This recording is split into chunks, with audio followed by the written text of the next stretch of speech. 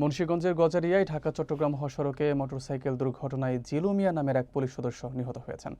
শুক্রবার সকাল ৮টার দিকে বালুয়াকান্দি ভূঁইয়া ফিলিং স্টেশন সংলগ্ন এলাকায় এই দুর্ঘটনা ঘটে।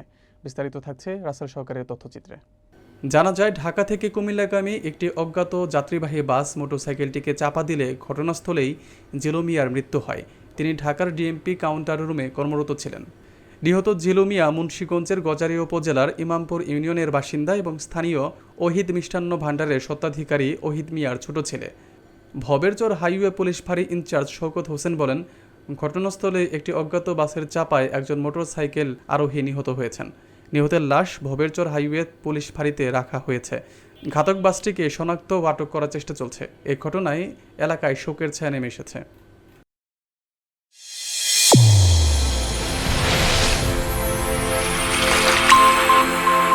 চ্যানেল A1 হৃদয়ের স্পন্দন।